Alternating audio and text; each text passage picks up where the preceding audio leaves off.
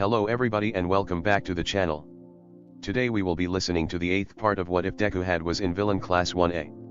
If you enjoy, please consider liking, commenting, and subscribing down below, and don't forget to hit that bell icon so you get notified when videos go live. Now, without further ado, let's get into the video. Chapter 19, How Do We Make a Difference? It wasn't much of a surprise that Kaken won against Aitsa, but Midoriya couldn't deny that it was the slightest bit disappointing. Slightly scorched but otherwise unfazed, Aitsa stood beside Midoriya, leaning over the barricade at the stands, whilst Kaken and Shoto approached the center stage for the finale of this god-forsaken festival. "How are you feeling?" Aitsa asked Midoriya. Me? Shouldn't I be asking you that question? Well, you lost too. I think I did okay, all things considered. Midoriya beamed.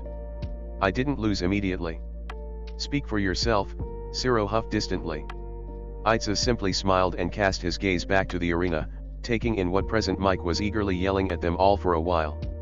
I know my family was watching my fights, Aitsa spoke up after a moment or so. Midoriya could barely hear him over present Mike. Are you looking forwards to seeing them again? Midoriya replied with a raised voice. I am. How about you? Well, I have a small family. It's just me and Mum. I think she'll just fuss over me a lot and I'll spend most of my time on my computer. There's not much to say. Begin. A blast of cool air filled the stadium when Shoto encased Kaken in ice. The move was still smaller than his attack on Siro, but much larger than when he was against Shinso and Midoriya. It wasn't hard to hear the echoing booms of Kaken tunneling his way out of the glacier. This was definitely an interesting matchup. I never thought I'd get a medal in the UA Sports Festival, Midoriya breathed, still not quite believing it. I always had my hopes, Aitsa admitted. I am privileged to share third place with the likes of you, Midoriya. Midoriya grinned at him, same. Once free of the ice, Kaken launched himself forwards, directly at Shoto. It was at the last feasible moment that, with a small, controlled blast, Kaken flung himself to Shoto's left, away from the danger of his ice. Strange, Midoriya wondered how closely Kaken had been watching his match with Shoto. He must have noticed his tactic of keeping to Shoto's left, and that Shoto had yet to use his fire today. Midoriya silently hoped Shoto wouldn't avoid using it again. He thought he'd gotten over that, but today seemed to have really set him back. Shoto was just like that, he couldn't just get over something as detrimental to his life after one brief conversation. He could grow, move forwards a little, knowing it would take moments to slip up and fall all the way down again. UA tested all of them in ways they'd never expected. The opportunity for the fire arose moments later. After a brief tussle, Kaken had Shoto's left arm and shoulder in his grip, out of range of the ice but not from flames. Despite that, though, Shoto tossed Kaken away. It could have been because he didn't want to use half his power. It equally could have been on instinct, fighting tactics drilled into his mind, none of which utilizing the seemingly controversial ability. Midoriya was so focused on the match that he didn't notice the way Aitsa had tensed up beside him, tapping his fingers along the barricade, deep in thought, at least until Aitsa cleared his throat and asked if they could talk. "See, can we after?" Midoriya asked, not tearing his eyes away from the battle. Aitsa didn't reply, but Midoriya felt exceedingly guilty, not allowing the conversation to continue. With a sigh, and one last glance at Shoto skating around the arena on a wave of ice, he gestured Aitsa to follow him up the stairs and just out of sight of the rest of the class. "I just want to say sorry," Aitsa blurted out. Midoriya frowned as he turned to face him. "Why?" He ran his hand through his hair, clearly nervous and unsure. "It is simply that, like Monoma, I did judge you on first glances. I feel as though I only became close to you because I believed you needed protecting from the rest of Class A. You soon proved that you were far more than that, and I have to admit that I began to distance myself. But despite everything, all you have ever done is for the benefit of others, and very rarely for yourself. Meanwhile you've been hiding your situation with Bakugo and all these underlying injuries and insecurities, Midoriya, it isn't healthy. I just feel as though I haven't been a good friend through all this." Midoriya stared at him. "Aitsa, you're really overthinking this." Well, thank you, but you didn't have to say sorry. If anything, I should be the one saying sorry for taking the class president's spot. That should have been yours. I really didn't deserve it." Aitsa shook his head. No, only you can be president of this class. I understand why Mr. Aizawa used the system he did now. He needed someone to lead 1A, someone that everyone would listen to. Because a majority of our classmates have spent their life fighting against the likes of our teacher. They were never going to follow the rules of a hero. But you are different, Midoriya. Because everyone could see you struggle as much, if not more than, the rest of us. Despite the odds, you face the world with such a determination that others can't help but follow. He rested his hands on Midoriya's shoulders, significantly lower down than his own. Don't let what people like Monoma say get to you.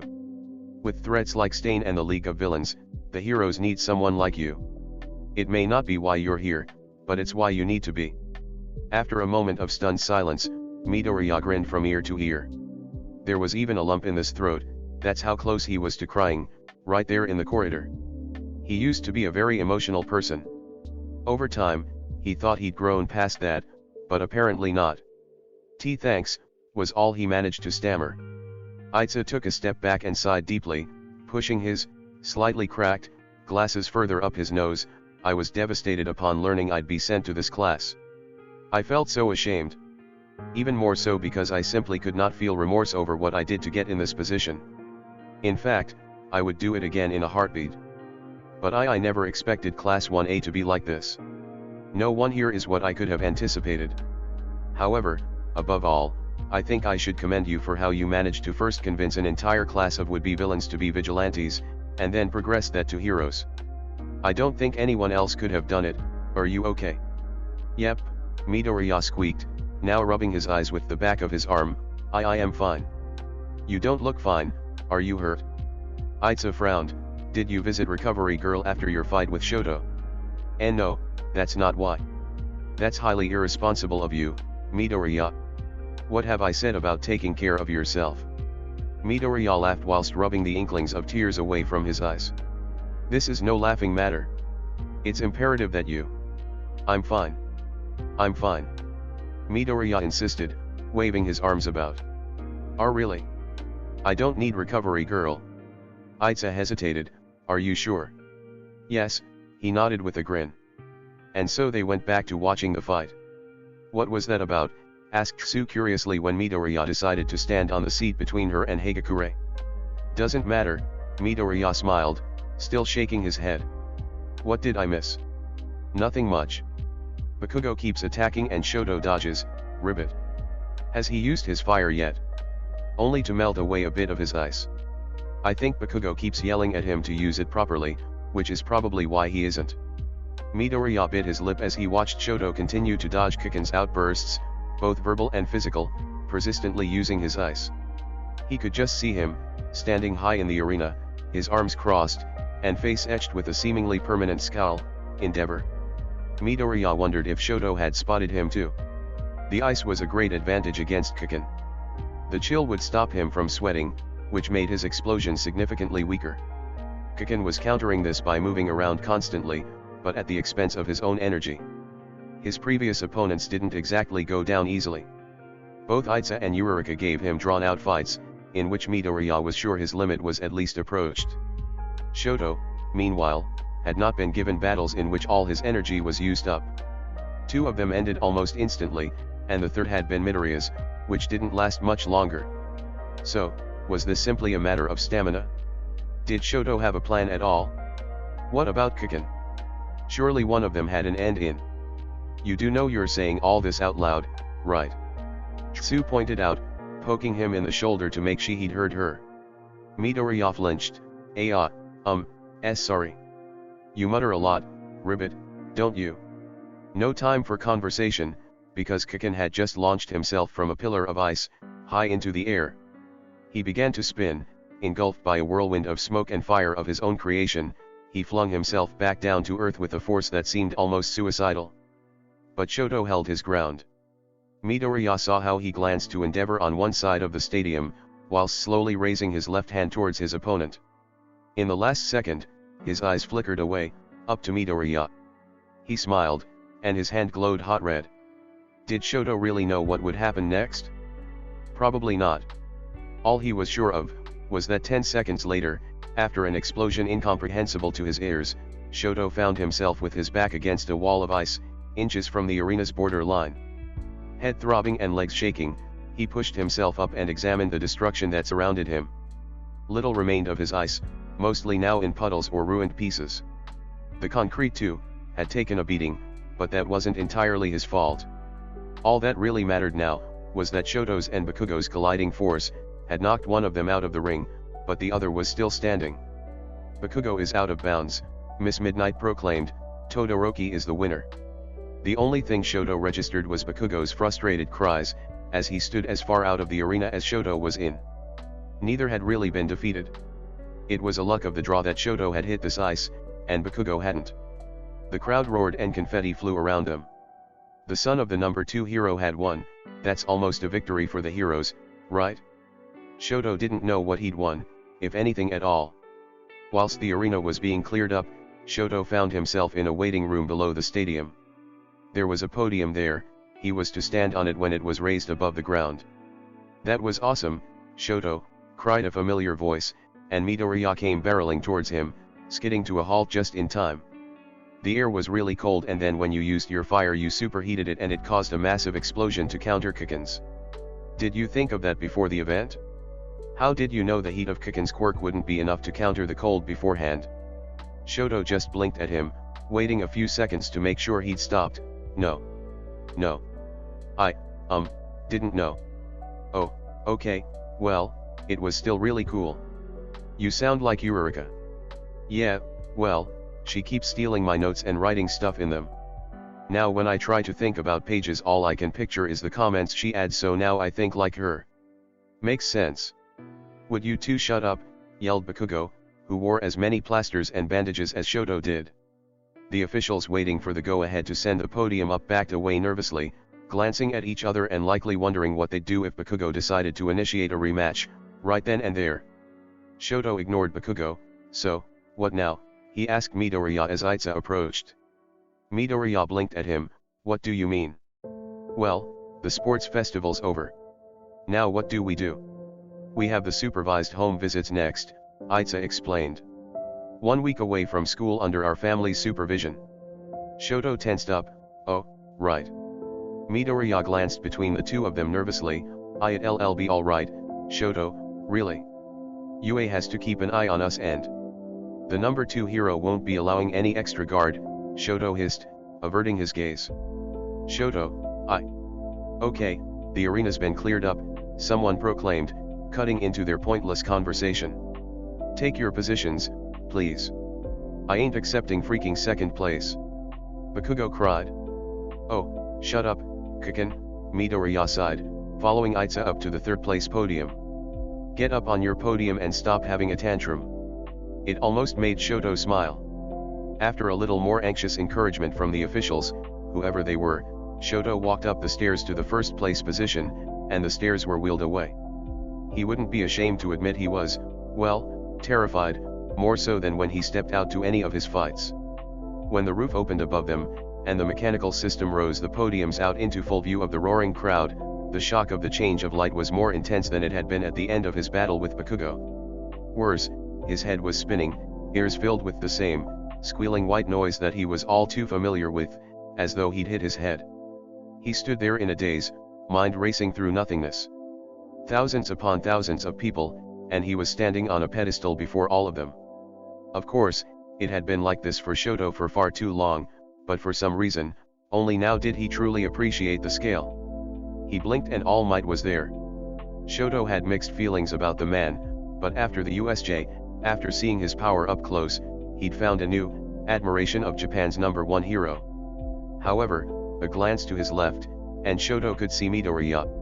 Different to the starry-eyed, awestruck individual he'd been talking to moments prior, this Midoriya was cold and calculated, his gaze hardened the moment he laid eyes on All Might. Of course, because Midoriya knew something about this man that no one else did, something serious enough for him to risk his life at the USJ for him, a hero that he was clearly not fond of. Shoto couldn't hear it, but he was sure a few words were uttered between the two when the third place medal was awarded. He could only gauge Itza's reaction, but he showed little emotion, other than perhaps confusion. Shoto stood there awkwardly whilst he waited his turn, trying not to focus on the crowd, or anyone who stood amongst it. The rest of their year was standing below them, separated into groups of classes. Class A was obviously the most enthusiastic. Class B seemed more than a little disheartened. Bakugo refused to properly take the silver, he instead snatched it from the hero's hand and stared at the medal as though he hoped for it to melt under his gaze. "You did well, my boy," All Might said as he drooped the first place medal over Shoto's neck. He said nothing in reply, only rubbing his thumb over the engravings in the medal, catching his own reflection in it. "Your friends seem very proud." Shoto looked up at that. "What about my family? Isn't that what people usually say, your family must be proud?" All Might's expression didn't waver. His smile seemed fixed, "That goes without saying. Family are the people who always stand by you, are they not?" He glanced past All Might at the rest of Class A, still clapping and hooping in celebration, brilliant smiles across every face. Then down at Itza and Midoriya. Itza seemed a little unsure, whilst Midoriya's toxic green glare still burrowed into the back of the hero's skull. Shoto smiled slightly, nearly laughing to himself. "I suppose you're right." The way All Might's never-ending grin softened to something more real, made Shoto think that maybe, just maybe, he understood. The hero stepped away and Shoto found himself breathing a sigh of relief. This horrid event was finally over. He could set his sights on other things to dread. And now, the winner's speech. Midnight proclaimed. The what? Shoto found a microphone being shoved into his hands. The stadium went dead quiet, and all eyes were on him. His voice echoed around him, through every speaker. His face was on every screen and he could see the fear in his own eyes. No, not a chance. What would he say? Thanks for watching? No. He glanced around for someone to give the microphone back to, and once again found himself facing Midoriya, who blinked back at him in bewilderment. After a moment of thought, Shoto sat down on the podium, legs swinging over the edge, and leaned over to pass the microphone to his friend. Midoriya stared at it for a moment, realized there was really no other option, and accepted the challenge. "Hi," was his first word. I'm not the winner? I am Midoriya, and as you can see, I'm in third. But Shoto doesn't seem to want to talk, so I will instead. He kept glancing at Shoto, who had his chin in his hands, still sitting down and listening intently. Midoriya cleared his throat. You might have realized by this point that everyone who stands on this podium is from Class 1A. Yeah, you cheer for us now, but remember, you were booing at us when we first arrived.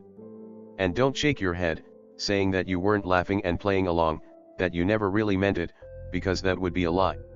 This isn't an underdog story, this is the story where you lost.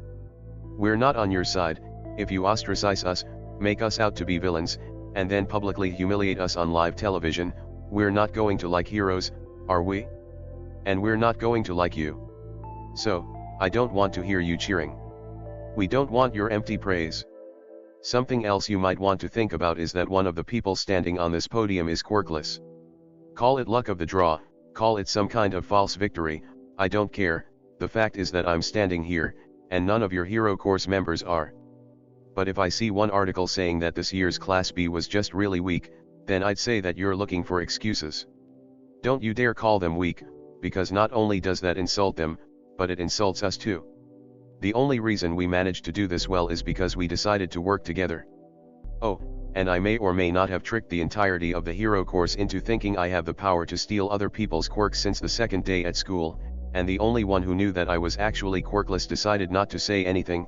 Thanks, Honmuki. You're the best. Yurika yelled from the crowd, and Honmuki gave her a pained thumbs up. Midoriya laughed a little, running his hand through his hair nervously. We decided we wanted to win the sports festival, so we did, it's as simple as that. Class 1A has never won before, let alone completely wiped out all other competitors. So, maybe you should stop treating us like the garbage you make us out to be. We're people too, and, we've made mistakes, that's why we're here, but it's not why we still are. But I suppose I'll leave that last point up to you, just know that we don't plan on leaving the school in the way you want us to. Midoriya stopped. Shoto thought this was because he'd ran out of things to say, but he soon realized it was in fact the fault of their other classmates, who had been excitably whispering to each other for a while now, and after a split-second decision, a few had just vaulted over the barricades, dodged by the shocked heroes standing in their way, and clambered up onto the podium. Bakugo's friends were congratulating him and telling him to stop acting so grumpy, to which he responded by threatening to blow them up in front of the entire arena. Uraraka floated up beside Midoriya and Itza, and Tsu soon hopped up between them. It wasn't long before everyone was there. Yaoyorozu sat down beside Shoto whilst Uraraka helped Midoriya reach the first place podium. "We got what we wanted," Midoriya grinned. "We won the moment we stepped foot in this place. What else can I say?" And he handed the microphone back to Shoto.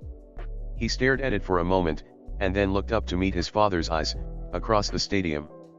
After little hesitation, he said a few choice words that Yue most certainly didn't appreciate being transmitted on live television and proceeded to lob the microphone as far as he could. It hit the floor and sent out a high-pitched noise that made Jiro screech and, in a very Bakugo-like fashion, threatened to kick him off the podium. If someone had told Shoto that the sports festival he'd been feeling sick to the stomach about for so long, would result in him swearing several times in front of the whole country, wearing a first-place medal and laughing with a group of unlikely friends, he'd freeze them solid. Funny, how things work out. The TV went black with the touch of a button. Teeth gritted and eyes narrowed, Shigaraki stared at his own reflection in the screen for a moment, before turning to the remote and clenching it tight, watching it fall into pieces in his hand, the dust seeping out the cracks in his hold like the sand in a broken hourglass. This wasn't how the story was supposed to go, he hissed to himself.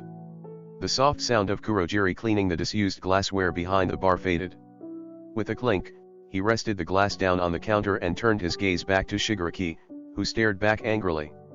"All is not lost, Tomura Shigaraki," Kurogiri insisted. "Class A is ostracizing themselves, they don't wish to be associated with the heroes, so it seems." The words their class president uttered were choice. Listen carefully to them. There are many important players in this game. Villains such as Zero and Todoroki, vigilantes including Red Riot and Tail. They are trapped within UA's walls. There is hope yet, they can still be swayed. A moment of silence passed between them, until Shigaraki raised his head once more and said, "They." On the table, now covered in a thin layer of dust, were 19 cards. Playing cards, the numbers and patterns ignored and drawn over with a black marker. He'd moved them as the tournament round continued. Number 18 wasn't at the top. He'd never been the priority, why would he be? An insignificant, quirkless space filler. Brushing off the dust, Shigaraki pushed that card away from the others. It was too early at the USJ, he realized, they hadn't established their hierarchy yet. Back then he still looked like an expendable NPC, but in reality, he was already in charge. No, it's not they, it's only him. He is their weakness, and they are his. They tried to flee UA, Kurogiri reminded him, putting his glass away in a cupboard and retrieving another. The matter was not brought up during the sports festival, but the school was obliged to tell the press a few weeks ago. If they still do not wish to be there, they may attempt to leave again soon, following their home visits. Shigaraki paid little attention. He stared down at the cards before him. He needed Todoroki, a vital piece in his plan, but the boy would go nowhere without pesky Midoriya, the unknown, the unexpected. However, Dabi, Shigaraki hissed, glaring at the number 15. The brat will leave with Dabi and we still can't find him. He would leave his friends behind. Shigaraki gritted his teeth again. It was all so terribly complicated. How do I find Dabi? Kurogiri wavered, he must find you. In a fit of frustration, Shigaraki swiped his arm across the surface, sending the cards flying to the floor, alongside the glass Kurogiri had mistakenly set down. The floor was littered with dust, cards, and shards of glass. The movement pulled at his injured muscles. His bullet wounds were taking too long to heal. Clutching at his shoulder, careful not to touch his clothing with all 5 fingers, he winced and hung his head. In the process, he zeroed in on the one card left on the table, almost over the edge, face down. Shigaraki carefully flipped it over. 4. Tinya Itza, their vice representative. They are his weakness, Shigaraki repeated to himself. If one were in danger, the others would step in, especially that martyr they have for a leader. He saved All Might, someone he supposedly hates, he'd save his vice president. And this would capture the attention of Dabi. Kurogiri questioned, staring at the broken glass upon the floor. Shigaraki simply grinned, gazing down at the other fallen cards, the number 18 written bold over the King of Hearts. No, no. You're right, Dabi will come to us, it's only a matter of time. But to get 18, we need a little more incentive. Chapter 20, Why Stop Us? Aitsa bowed before All Might to accept his third-place medal. Whilst the hero congratulated his friend, Midoriya stood still and quiet, eyes narrowed. And young Midoriya, the number 1 hero of Japan, beamed, "You did a marvelous job." Midoriya bowed to let him droop the bronze over his neck. "Thank you, All Might," he said coldly. "Or perhaps it is you I should be praising. I wouldn't be here if it weren't for you. All in a day's work for a hero, my boy." All Might replied ignorantly, not realizing the weight behind Midoriya's words. Midoriya raised his head again. "Well, yes, no one can deny that you're incredibly good at saving lives. You're proficient at changing them, too." All Might's smile twitched. "Because I wouldn't be here if it weren't for you," Midoriya repeated. "Don't forget that. This is all because of you." He clearly didn't know what else to say. After a moment, he finished with, "I'm sure we'll have the opportunity to speak again, Midoriya." "Oh, I'm sure." And the hero left to hand the silver medal over to Kaken. "What was that about?" Aitsa whispered.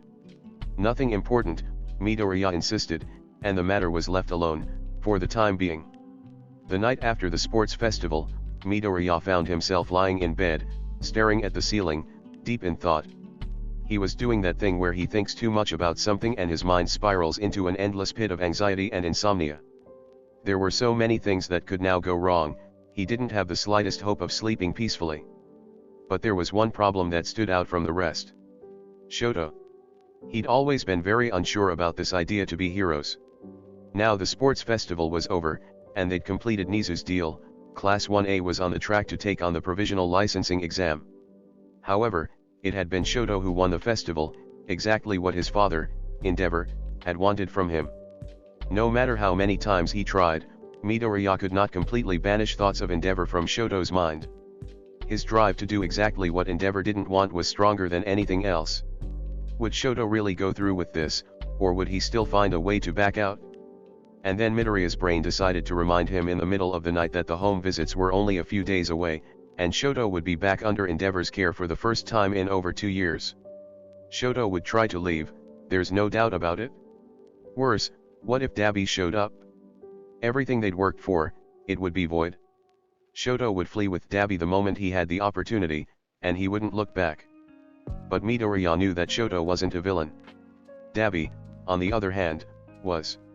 He was a murderer, a cruel, horrible man, but also Shoto's hero, his brother, his family.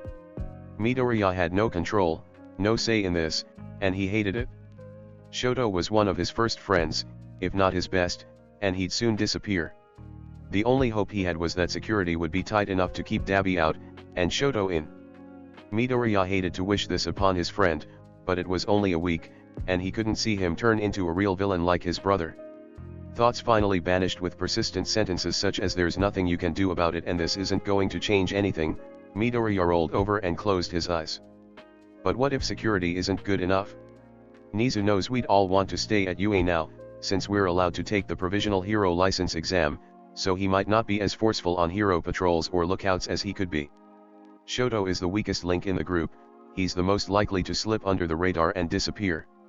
So, what if you could make them want to make security stronger?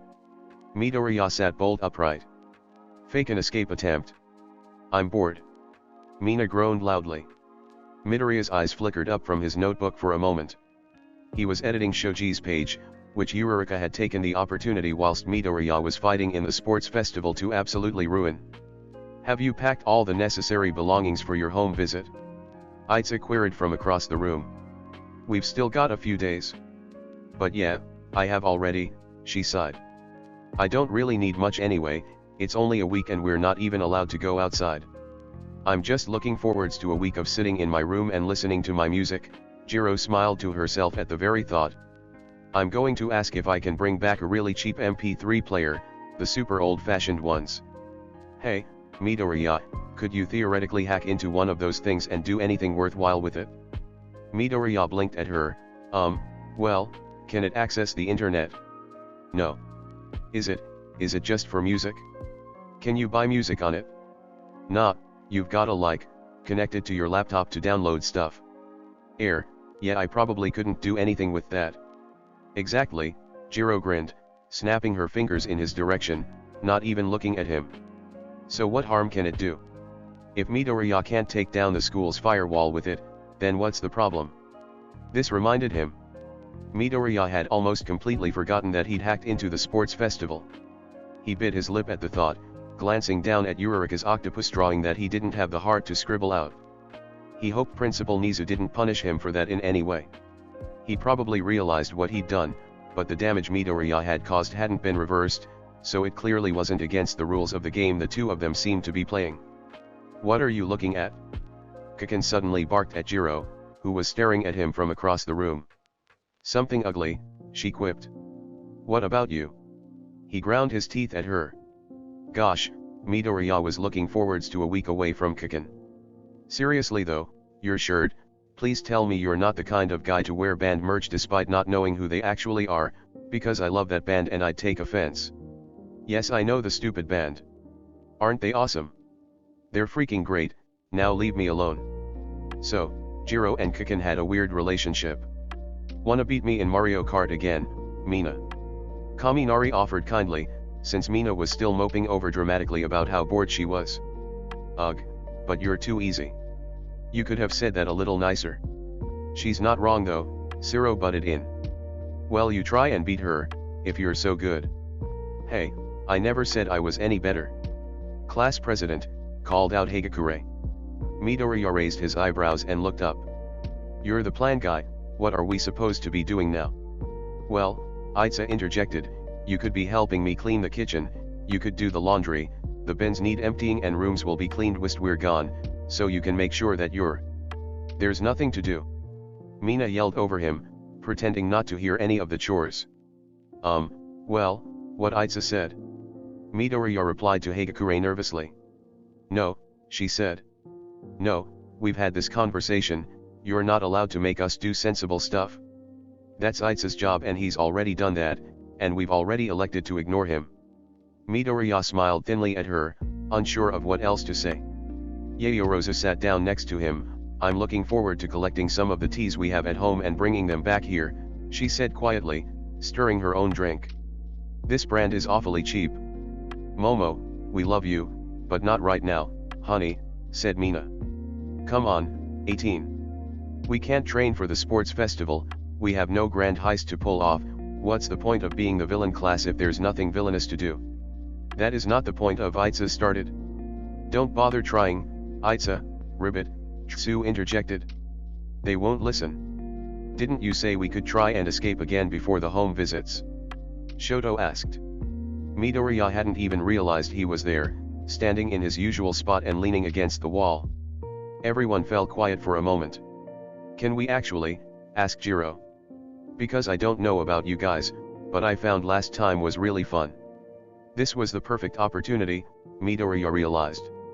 If he could get this to actually happen. Well, we do already have everything packed, he pointed out, closing his notebook. No, Aitsa spoke up, ever the unnecessary voice of reason. No, we'd risk losing our deal with Principal Nizu. I don't think we will, Midoriya insisted. He's not someone to go back on his word. And I think he wants us to be able to take the licensing exam. Worst case scenario, asked Yayorozu. Extra security during home visits. Midoriya shrugged, trying to act casual. Best case scenario, grinned Eureka. Vigilantes again. Midoriya. Aitsa exclaimed. Sorry, he winced, thinking back to the kind words Aitsa had uttered to him during the sports festival. But we probably won't get out with such little planning. The most likely scenario is we just run Class B around in circles. We're not doing this in broad daylight, right? Shoto questioned, taking a few steps closer and looking awfully serious. This evening. Food first. Eureka insisted. Sato seemed to agree. Can we go out that same window again? Kaminari grinned. Yeah, and give Class B a wave, laughed Siro. Yes. Mina exclaimed, jumping up in excitement. Let's do this. I'll melt the trackers. Well, That was easier than expected. The internship offers came through so quickly, Setsuna moaned, flopping down onto the sofa beside Honuki dramatically. And we only have until the end of the week to choose. It's so unfair. Easy for you to say, huffed a ways from across the room. You actually got offers. Did you see how not spread out they were? Mr. Vlad said it'll be better next year, Kendo tried to comfort them. Yeah, when heroes aren't trying to make offers for Class A and being refused, Monoma just had to remind them. Monoma, would you stop already? Kamakiri snapped, glaring daggers at him, not literally, considering his blade quirk. I've had enough about Class A. Can we just freaking forget about them for 1 week? He's right, Honuki grudgingly sighed. You're letting this get to your head, Monoma. We failed, it really sucks, but there's nothing we can do about it now. Our best course of action is making sure we don't suffer a loss like this again in the future. You do realize that this is going to follow us around for the rest of our lives, right? Monoma hissed at them all. Any background chatter quickly faded as all eyes turned to him. Monoma slammed his empty mug of coffee down on the table, his head lowered, teeth gritted. For the rest of our lives we're going to be seen as the hero course that was defeated by the villains, and their quirkless leader. They were silent for a moment, whilst each of them tried to think of a counter-argument, and evidently failed. Because Monoma was right. Even if it's unfair and wrong, they would be marred by this in their future, heroic careers. If you are to let your failures define you, then victory will cease to exist in the fabric of your soul, murmured Yanagi solemnly. Letting the pain of defeat outweigh the serenity of success, will not make you stronger, only diminish the crusade against your inner demons. More silence. Yeah, I got none of that, Pony admitted. She means that if we let our sadness for our loss get the better of us, we'll never be happy with a proper win again, Honuki said as simply as he could in English. I think. Oh, she nodded. What is Class A doing whilst we're at internships anyway? Tsuburba asked, seeming genuinely curious. Home visits, explained Honuki. They're pretty nervous about them. Setsuna scoffed, absent-mindedly pulling off her own hand and reattaching it again. Why? They're just going home for a bit. Not all of them have homes as nice as ours, Kendo reminded her. Then, why are they being sent back at all? To make this place feel less like a prison. Aways guessed with a shrug. I don't think they'd send someone home if they had serious concerns. I haven't heard anything about any of this Class A coming from a rough household. The only one who's probably really dreading it is Todoroki, right? Since his dad is a big shot hero and he hates heroes. Did anyone follow the Todoroki case back when it was a big deal? Tsuburba asked. No one in particular. I didn't particularly, but I saw big fights on TV. Didn't he freeze half of Hosu at one point? That's a bit extreme, Kendo insisted. But I definitely know they were around Hosu a lot. The heroes think that's where Dabi is still. Oh, that scarred guy, asked Rin. The one who kidnapped Todoroki. But was it kidnapping? Tsuburba said with a smile. See, that's the conspiracy. Todoroki just left without a fight. We all know how good he is, but he just disappeared. Then, eventually, he ends up in Class A. The media was so hush about it unless they were out fighting in the streets. Everyone thinks Endeavor was trying to cover it up so that it didn't hurt his reputation, but why'd Todoroki leave in the first place, huh? It's like he just ran off with this stranger rather than staying with his dad. If I were UA, I'd be pretty hesitant about sending him back. Well, what else can they do? Komori acknowledged, hugging a pillow tightly. They can't say no to the number 2 hero. I am quite certain a hero of Endeavor's caliber would never do anything untoward, Shiozaka nodded to herself. Especially to his own son. Todoroki will be safe, and he and the remainder of Class 1A shall return come the week's end. The reminder that they'd be back soon enough seemed to upset Monoma again, who picked up his coffee mug and stormed off to the kitchen. That reminds me, Honuki accidentally said out loud. He glanced around at his confused classmates before explaining, Midoriya's finished his detentions. Oh, of course, Kendo blinked. We're going to have to return to our usual cleaning schedule now. Where did we leave off? Someone has to do the dishes. I'll do it, Honuki offered, already standing up to collect the dirty plates strewn around the common room area from their dinner. "Are you sure?" Setsuna interjected. "Yeah, it's fine." "Who's usually paired up with Honuki then?" questioned Kendo. "That would be me." Manga yelled across the room. He was already picking up abandoned cups and glasses for Honuki. Honuki sighed deeply as he turned on the tap and started to clean the plates. He honestly missed talking to Midoriya in the evenings. He was a nice guy, and always had something interesting to say. Plus, all of Class B was feeling so down lately, that Honuki wouldn't have been surprised to look up and find a permanent, gray cloud following him and everyone else around. Usually, Midoriya would come in and disrupt the tranquility of the dorms, or his presence would. He'd always have a story to tell about Class A. Like the time that Eureka got their kitchen knives stuck on the ceiling, it had happened more than once, or when Kirishima and Sato had an arm wrestle that broke one of their tables. Chuckling to himself, Honuki left the kitchen to double-check if anything was left to clean. As it turned out, Shizhida did. He'd collected a small stack earlier and forgotten to say anything about it. Honuki had thought there seemed like less plates than when Midoriya was in detention with them. And it was in the process of heading back to the kitchen, that Honuki spied something out the window. He paused, setting the plates down on the nearest table to step a little closer. His actions caught the eye of none other than Monoma, who was just about to head off to bed. Honuki narrowed his eyes and stared down at the side of Class A's dorm building. In plain sight, was that infamous window they'd clambered out of on their failed escape attempt, and it was wide open once more. There was a red camera light, blinking above it, which was one of the reasons that Honuki couldn't believe what he was seeing, when in fits of giggles, members of Class A jumped out that window once more, and congregated just outside. "Air, guys!" Honuki called out. Monoma was the first to reach his side. "What the hell?" And Class A was pointing up at them, laughing and waving. A few seconds after, they turned tail and ran. Did I just see what I think I saw?" Honuki gaped. "Class A's breaking out again," Monoma whispered.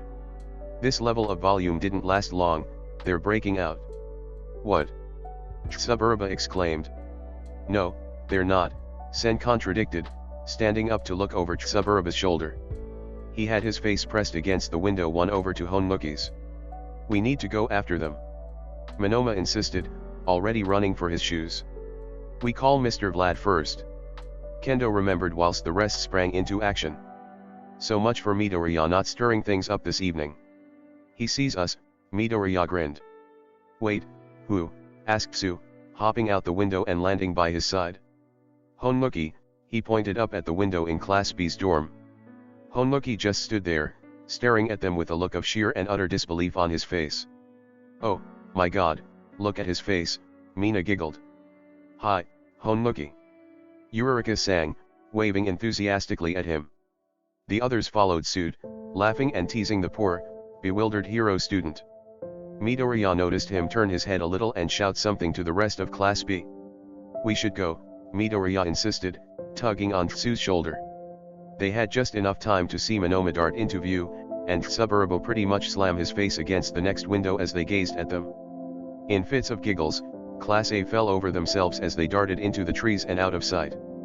"Go, go, go," Midoriya laughed. He could already hear the slamming of doors behind them, when Class B struggled to begin the chase, completely unprepared. What was their plan? Well, there wasn't much of one. They knew they wouldn't be able to take the cameras down in time, especially with the many new additions on the outside of Heights Alliance. However, they still knew the hero patrol schedule, were this time prepared for an ambush by Class B and would this time not be splitting up. It was the capture the flag rush strategy, except they had nothing to defend other than themselves. If they could go as fast as possible, straight at the wall to UA, they just might be within a shot of getting out. It wasn't like Midoriya was that serious with this attempt anyway. "Wait, what part of the wall are we going for?" Siro called out. "Any." Midoriya replied, "We're not trying to be sneaky about it.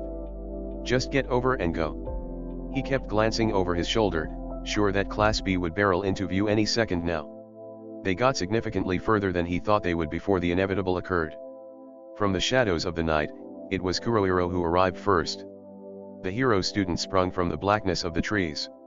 He aimed at Tokoyami, but in an act which shocked nearly everyone, a bright beam of light shot between the two, and Kurohiro stumbled backwards. Whoa! Go Aoyama!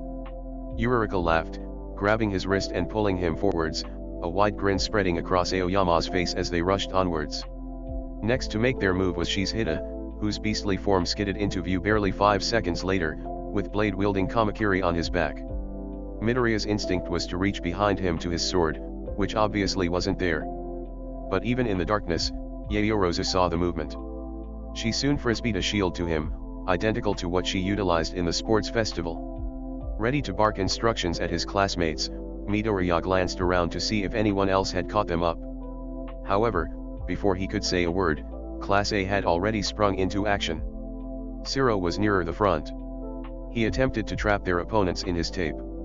This lasted about as long as expected, before Shoto stepped in for a more abrupt ending to the interaction. Midoriya was more than ready for a fight. As soon as he realized it was only Shizhida struggling against his icy prison, Midoriya turned on his heel, eyes frantically scanning the gloom. He angled himself at the perfect moment for Kamakiri's blade slam into his shield. Midoriya kicked him away quickly, desperate to run and keep up with his classmates. He was feeling more exposed than ever without his armor of lies. In a flash, Yurarika manifested behind Kamakiri. She leapt over his head, slamming him into the ground and hooking her arm through Midoriya's own, leaping past the branches and into the sky. They bounded above the trees, Yurarika activating and deactivating her quirk as she pulled Midoriya along, still facing backwards and unwittingly gazing up at the night. Yurarika! Midoriya stammered, inhaling the cool air a little frantically as he struggled to get his bearings. At least let me face the right way around. She let out only a meaningless syllable before the two barreled through a column of smoke and sparks, erupting from below the canopy like a volcanic vent, most likely Kiken's doing. She had no time to reply still, as she evaded more and more of these explosions, expertly landing on branch after branch, as though she had learned the behavior of a tree frog from Tsu. But although facing backwards was giving Midoriya small cuts and bruises around his ankles as he failed to land properly beside Yurarika and navigate the treetops, it did give Midoriya one advantage. Yurarika, look out, he yelled, raising his shield protectively as harsh vines burst from the leaves. Shiozaki lifted herself up with her vine-like hair, almost haloed in the moonlight, made even more ethereal by her unpractical, white dress. She clocked the lack of a blade in Midoriya's possession, and immediately made her next move. Yurarika glanced back over her shoulder again, maybe a second too late. Midoriya had blocked the vines, but without a sword there was no way to cut them off him. Shiozaki tried to rip the shield from his grip, but there was no way Midoriya would be letting go. He was yanked away from Yurarika, who doubled back with a cry as Midoriya was pulled down through the trees, back into the gloom below. Midoriya let out a scream when he thought he was about to be pummeled straight into the group, only for him to be engulfed by it. The vines untangled themselves from him, and Midoriya quickly processed the trap. In a panic, he struggled to free himself from the quicksand, but a pale hand casually resting on the ground before him said otherwise. "Hi, Midoriya," Honuki said casually. Midoriya tried to heave himself out of the hardened ground, stuck from the waist down, his shield lying useless beside him. After a couple of moments, he sighed deeply. "Hi, Honuki. What are you doing this evening?" "Oh, you know," Midoriya started, vaguely listening to the yells and explosions not far ahead of them, "the usual. You got 18, and that was Monoma, charging into view with a brilliant smile on his face."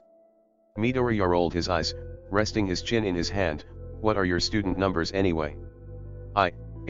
Honestly don't know," Honuki admitted. "Sucks to be you." "Ha!" Monoma cried out, pointing at him and laughing, "You're stuck." "You're... Oh, really? I hadn't noticed that, thank you. You're well and truly screwed." Midoriya blinked at him. "So, anyway, Honuki, do you guys get the same math homework from Mr. Ectoplasm as we do? Because we're doing some differentiation at the moment and it's probably my favorite part of that class, no one else seems to know what's going on." Monoma gaped at him. "What? You know, I have exactly the same problem." Honuki replied. "You do? I'm not the only one who does that kind of stuff for fun."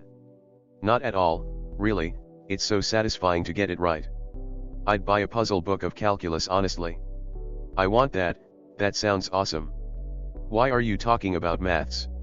Monoma yelled, seconds before Yurika dropped from the sky and kicked him in the face. Midoriya only saw him vanish from his line of sight with the flying projectile that was Yurika. He couldn't twist his body to see what was going on. Honoki seemed to be struggling to process what had just happened. I just find it relaxing, Midoriya continued. Honoki wavered, watching Monoma getting beat up by a girl. Oh, no, I'm talking about calculus again. Oh, that makes more sense. Aren't you going to help him? With maths? No, with Yurika. Honoki sighed, no. Yurika waltzed back onto the scene not long after. Midoriya had no idea where Shiozaki and Monoma went, but he knew better than to ask. She stood before them both with her hands on her hips for a moment. She was wearing a flowery pink jumper underneath dungarees. Has Midoriya mentioned before that Yurika is a very unassuming individual? Hey, guys, she beamed after a second of assessing the situation. Hey, Honoki said glumly. How are you? I'm good. Thank you for asking. Are you going to punch my lights out now? Midoriya quickly interjected, wait, did you just actually knock Monoma out? Oh, no, Shiozaki rescued him. Shame, Midoriya and Honoki said at exactly the same time. I'm guessing Monoma has been getting on your nerves recently, Midoriya leered. Just a little, Honoki admitted. I think you lot are a bad influence on me. I swear I'm not usually a very confrontational person. I have an idea, Midoriya said, raising his hand. Why don't we avoid confrontations, and you just let me out? I like that idea. Yurika clapped. And Honoki turned to Yurika, back to Midoriya, and then sighed, yeah, sure. He softened the ground and both he and Yurika gave him a hand in pulling him out of the trap, rescuing his shield in the process. Remind me why you're escaping again? Honoki questioned curiously. We were bored, Yurika deadpanned. Well, fair enough. And the three of them stared at each other awkwardly for a few seconds more, before Midoriya darted past Yurika, yelling, see you around, Honoki. Yurika burst into laughter and charged after him, readjusting the straps on her backpack as she ran. Watch it, Deku. Midoriya leapt backwards in surprise, almost getting a face full of fire from Kakin the moment he arrived at what seemed to be the main battle scene. Why does he always call you that, was Yurika's unprompted question whilst the two stared at the sight before them, each hero student present too busy to confront the new additions. Oh, it means useless, Midoriya admitted, shielding his eyes for a moment when Hagakure blasted Kurohiro with her light to separate him from Dark Shadow once again. Yaoyorosa shot him with her net launcher, sticking him to the side of a tree with reflective, white netting. Ah, he shouldn't call you that. Yurika pouted, her hands on her hips again. Well, considering everyone insists on calling him Kakin, I don't think he'll be stopping anytime soon. Perhaps there was something to be said about their sanity when trigger-happy Aoyama accidentally set another laser beam in their direction, because they really didn't move at all, maybe just tilted their head slightly away, when it left a flaming hole in the tree trunk just behind them. Midoriya and Yurika looked at it for a moment, rather unbothered. Well, I quite like the name Deku. Yurika perked up. I think it's fitting. Midoriya didn't believe himself when he burst out laughing. Resting his hand on his knees, absolutely hysterical whilst the rest of his classmates continued their battles. Yurika blinked at him for a moment, confused, until she flushed bright red and let out a wail, not like that. You're not useless. Oh my goshness, wait. Let me explain. Midoriya caught his breath nodding whilst biting back a smile and standing upright again. She raised a finger to continue and Midoriya quickly found himself giggling again. Shush. Yurika exclaimed. Shush, I think the name Deku sounds like Dekuru, can. So it's like, you can do it, she said, punching the air for added emphasis. And I thought that was fitting. Midoriya shook his head, still grinning, you could have said that bit first. I'm sorry. The pointless conversation could have continued, but perhaps Midoriya deserved a reminder that the situation they had gotten themselves into was getting rather serious. He raised his shield upon instinct as a rapid fire of green scales whizzed towards him, digging into the shield in a pattern that clearly showed the hero student behind them was trying to pin him to what remained of the tree a meter or so away by the edges of his clothing. Yurika sprang into action instantaneously, a gleam in her eyes only visible in moments such as these as she leapt towards Rin, with the scales quirk. Midoriya would have helped, but he soon found himself behind yet another one of his classmates. "Shoto. You came out of nowhere." Midoriya almost squealed as he skidded into view on a sheet of ice. "Apologies," he said in monotone, sending out a burst of flames at Chiozaka to stop her vines from creeping closer. He was messy with that half of his quirk.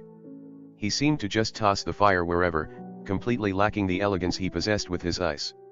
It was the lack of practice and his uncertainty about it, Midoriya was sure.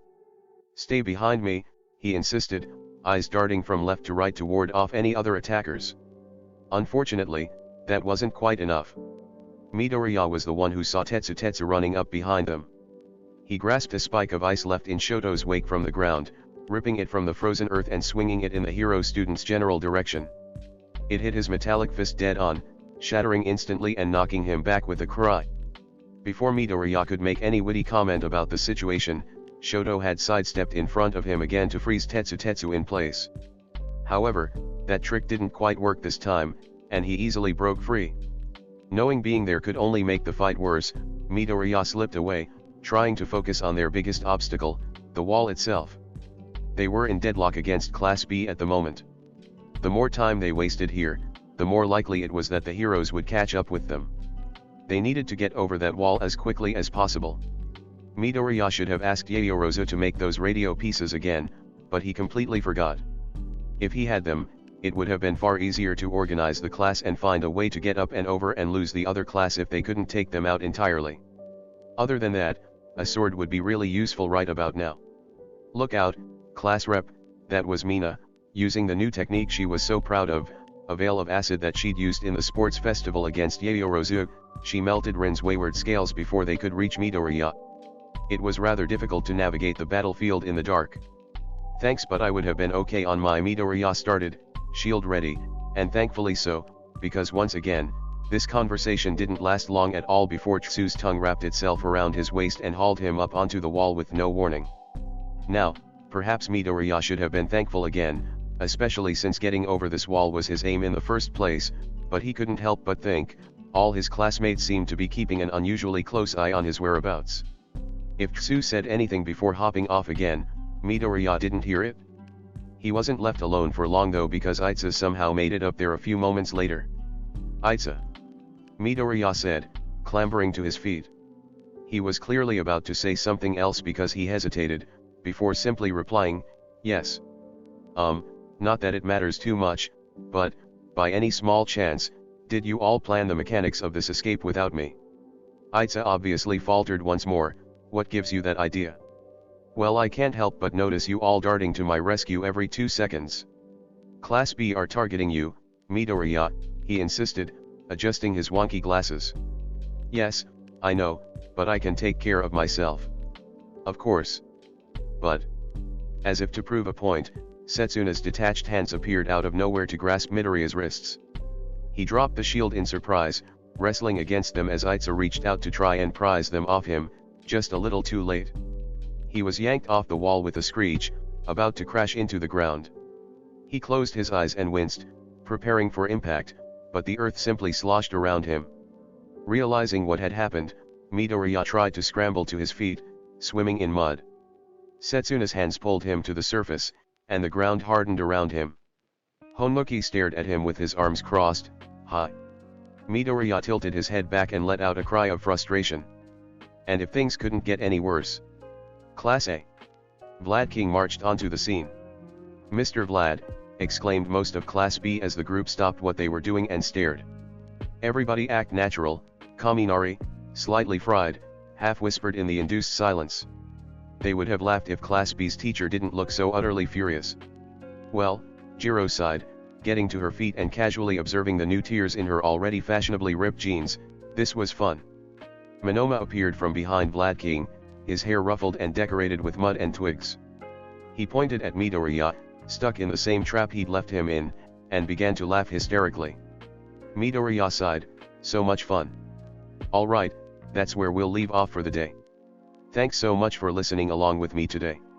If you enjoyed, please like and comment down below. It really helps with the algorithms. I look forward to seeing you next time. Ciao for now, lovelies."